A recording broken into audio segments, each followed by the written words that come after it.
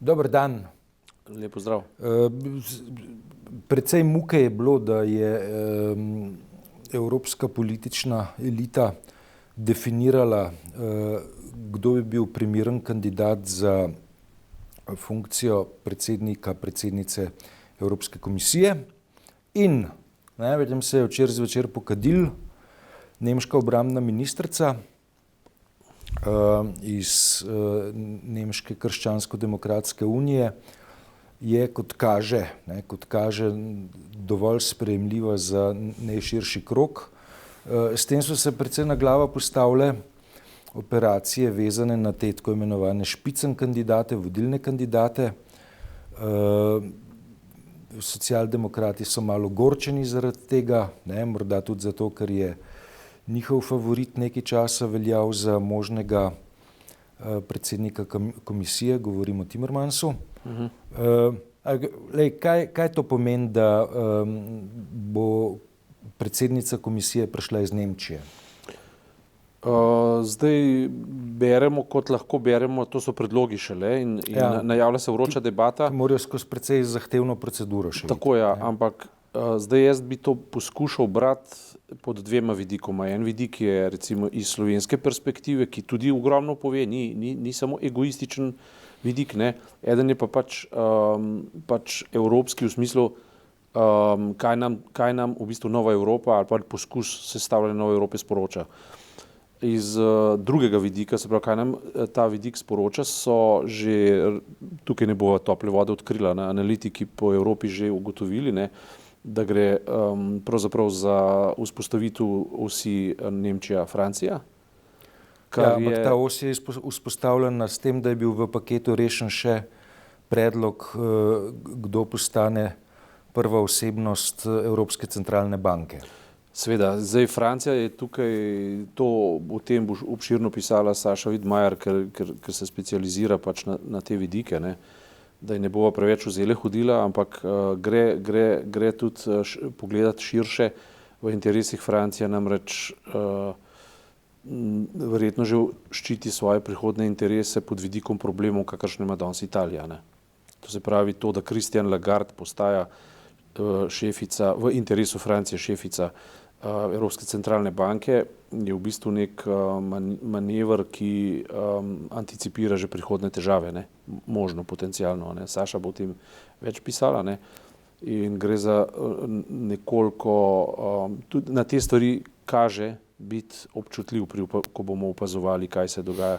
Se pravi, najmanj, kar lahko rečemo, je to, da koncept Evropske unije ni samo koncept ali pa je koncept v sekundarnem pomenu kot filozofija ali pa vizija ali pa družbena postavitev ali pa, če hočeš, supranacionalna postavitev, ampak že odraža interese in egoizme in potencialne probleme posameznih močnih držav.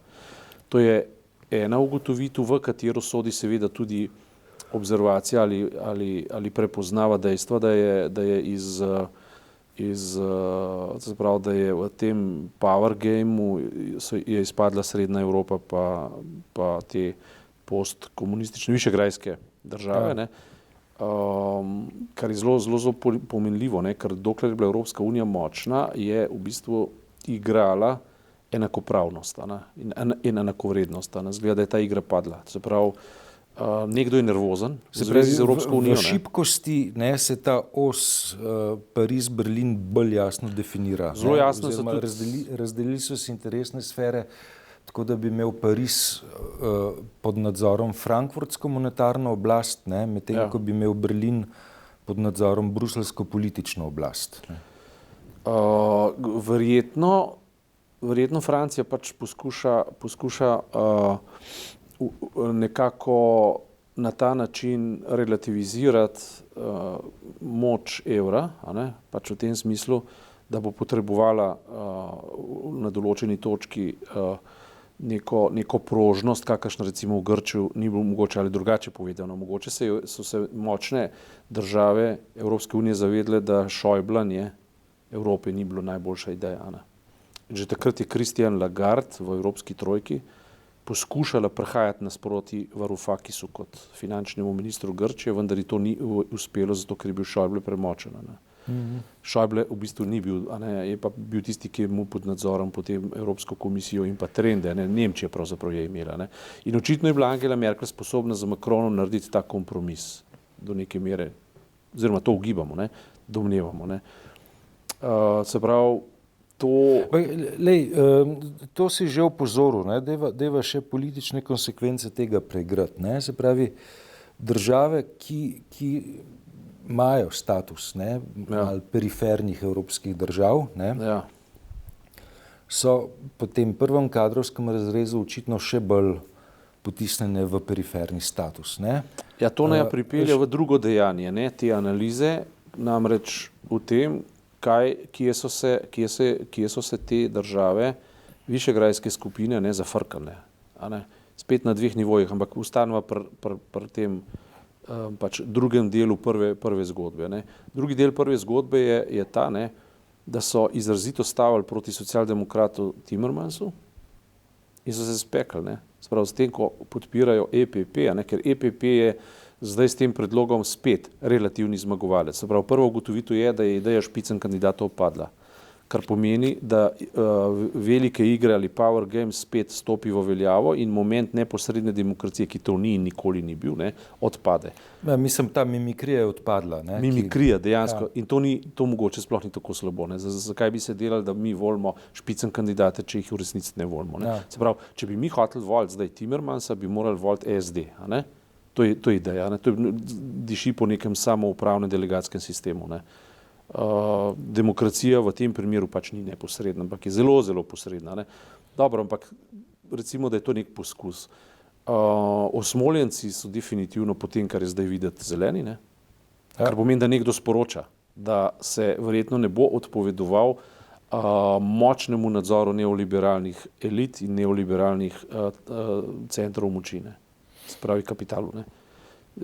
In seveda osmoljenci v tem smislu so pač socialdemokrati pa pač v tem pomenu besede, da ravno tako, kot je recimo so rekli Weber žrtev, propada ideje špicen kandidatov, mora biti tudi Timmermans, ker Timmermans je pač tudi bil špicen kandidat, tako da če je ta ideja padla, ne pade za vse, so rekli. Ampak v tem kotlu, kjer je pa vrelo v smislu teh nacionalističnih, populističnih in tako naprej idej, zdaj imamo pa v mislih Poljsko, pa imamo v mislih Madžarsko, pa v mislih Slovaško, Češko recimo in tako. In Hrvaško. In Hrvaško. Ja. V tem smislu so pa potegnili kratki konec in se je pokazal v bistvu spet nek prepad med zahodno pa vzhodno Evropo. Ja, pri Hrvaški s to idejo, ki je utopična seveda, ki ne more biti uresničena, da bi bil Andrej Plenković predsednik Evropske komisije, je pa vendarle Hrvaška naredila ta učinek, da je pripoznana kot player, kot igralec, kot določen faktor. Ja, pri nas recimo, če spremljamo slovensko politiko, nam je opazovalcem malo narodno, ko ljudje, ki hodijo na sestanke v Bruselj, govorijo, da nimajo še nič zapovedati in da bomo videli, kako bo. Ja, s tem se bomo mi pač poukvarjali, moramo se s tem ukvarjati, kot pač kjera veja smo že mi četrta, ali ne vem, kjera skratka nadzorna veja. Nismo veja. Mi nismo nič več, ampak smo pa opazovalci, ki o tem govorimo in o tem moramo spregovarjati nujno. Ampak ta vidik, ki si ga zdaj omenil, je pa v drugi del debate pripelja, da je Slovenija v nekem vzorcu, ki ga naša oblast ni uspela niti prepoznati, niti zasest, niti artikulirati. In to je resna in ultimativna kritika naše oblasti v zvezi do Evropske unije. Ampak vendarle, fenomen Slovenije pa v tem smislu je mnogo bolj pomemben, kot bi si mi ta trenutek priznali ali pa kot bi lahko na prvo žogo videli. To je treba pa povedati, zakaj. Zakaj? Če greva nazaj k Timmermansu, zdaj jaz sem bral v bistvu samo, jaz nisem bil v Bruslu, nisem bil na položaju, da bi to lahko iz oči, ampak kar sem pa prebral in preposlušal komentarje, je en izredno pomemben vidik, mislim, da bil en članek v Liberationu, ki se ga potem povzeli v Novem listu, je povezan z imenom, čakaj zdaj, ta je Štajermajer. Prav generalni sekretar Evropske Štajermajer, komisije. Ja. No in ta gospod je bil v Liberacionu izpostavljen kot en skrajen lobist, ki je forsiral Plenkovića in je že v tem mandatu, v preteklem mandatu, pritisnil na Evropsko komisijo, da se ni opredeljevala do vladavine prava Evropske, se pravi arbitražnega sodbe v zvezi oziroma v razmerju Hrvaška-Slovenija, v Piranskem zalivu. Ne. In naj bi imel strahovit vpliv na to idejo in je bil zdaj tudi promotor in predlagatelj Plenkovića. Ne. To se pravi, ta hrvaški prodor je, rečva temu, papirni tiger v velikem slogu Hrvaške, ki vedno veliko ropota, na koncu pa od tega nič ne ostane. Ampak je bil pa en lep poskus, ki pa Slovenijo osredišči spet v nek vzorec, ne. Namreč propad Timmermansa naj bi bil povezan, propad, to se pravi, se ni propadel še, ampak ta predlog ga je zanemaril, ga je izločil iz sredice, predvsem na podlagi ostre kritike. Tudi slovenska desnica je Timmermansa kritizirala kot grobarja evropske ideje, grobarja, to recimo so te Janševi mediji pisali. Ne. Orban je naslovil kritiko, Poljaki in vsi na Timmermansa z enim samim razlogom, ne, tako pač drugi komentatorji vidijo in argumentirajo oziroma utemeljujejo z dejstvom, da je Timmermans brezpogojen promotor vladavine prava. Zdaj smo pa tam. Ne. Se pravi, vladavina prava, ne, za Srednjo Evropo pa pomeni, ne, če ste podpisali temeljne človekove pravice v zvezi z migracijami, potem ne boste prejemali samo kohezijo, boste tudi nosilci nekih dolžnosti, ki izvirajo in obveznosti, ki izvirajo iz nastalih situacij. Ne. Recimo, če imajo Italijani preveč migrantov, ne, mora biti cela Evropa s tem solidarna ali pa najdete neko drugo rešitev. Ne. In Timmermans v tem smislu je moteč. Ne. In zdaj pa samo to dejstvo, ne, da je Štajermajer Plenkovića forsiral in v bistvu utišal Evropsko komisijo in Junckerja in vse v sporu z Slovenijo Hrvaško, pa Slovenijo dejansko na zemljevidu postavlja v nevralgično točko vprašanja, kaj Evropska unija sploh je in kaj mora biti in kaj bo. Ne. In ob vsem tem, ne, pa Slovenija molči, premier Šarec molči, pa reče, bomo videli, kaj bo. Ne, in tako. Dobro, mogoče to ne bo tako usodno preprosto, zato, ker od njega nič ni odvisno. Ne. Mogoče se on tega zaveda, ampak je pa neprimerno, da ob tem nič ne rečeš. Ne. Ali da ni neke tihe diplomacije, da ni nekega povezovanja, da ni nekih povezav v zvezi z prihodnjimi interesi. Zdaj, menda spet, to je spet relata Refero, ne, v ozadju kadrovske kuhinje poteka tudi neka zahteva določenih držav, domnevam ali pa upam, da je tukaj tudi Slovenija, da umaknejo tega lobista. Ne, sivo eminenco. No? To sivo eminenco, ki je v bistvu... Ki je vodila že Junckerjevo komisijo. Tako, ne? Ki je v bistvu zavržen lik nekih političnih drž. Ne? Zavržen lik. Ne? Skratka, ne da bi spet hoteli Slovenija postala pravzaprav prav je kot nastavitev problema dregnilo v jedro podobe prihodne Evrope, ne? Ker vladavina prava je vendarle enkrat ena od najbolj pomembnih sestavin Evrope, seveda pri čemer, ne, moram pa zdaj spet se majčkeno hudomušno zreferirati nazaj na Carlosa Vilija pa na Rastka Močnika, ne, ki se ta teden je Carlos Vilja prišel v Slovenijo predstavljati knjigo, ki jo je v španščini napisal, tisto, ki jo je v slovenščini že napisal. Ne, in grede intervju bomo imeli v sobotni prilogi naslednji teden. No, ampak na moje vprašanje takrat, saj vemo, da se Slovenija ne bi mogla osamosvojiti, če Sovjetska zveza ne bi razpadla. Je rekel, ne, ravno obratno. Ne, ravno obratno. Ne. Slovenija je bila testen primer. Testen primer celo za Sovjetsko zvezo. Ne. To Carlos Vilja jasno postavil. Ne.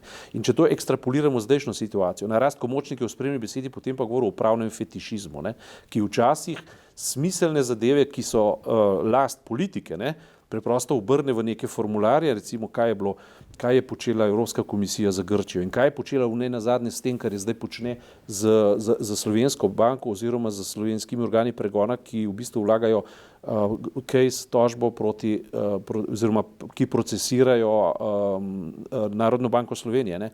pravni fetišizem, ne, pravno po tem in tem členu vi ne morete tega in tega, ne. Vsi pa vemo, da je v zaledju razmerja med slovensko državo in Banko Slovenije suverenost slovenske države, ne pa pravni fetišizem Evropske komisije ali pa evropske globoke države, ne.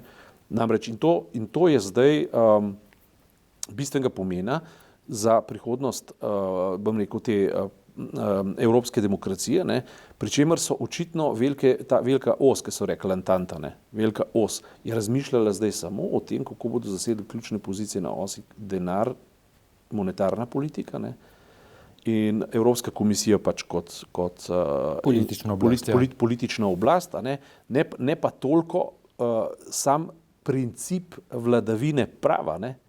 In princip vladavine prava je očitno šel zdajle, pogojno rečem, ne, v drugi plan. Ne tako, da bi rekli, mi smo proti vladavini prava, seveda ne, ampak bodimo majhen relativni. Naj ponazorim, ne, to, kar se je zdaj zgodilo v razmerju med Evropsko unijo in Iranom, ne, je natanko to. Ne.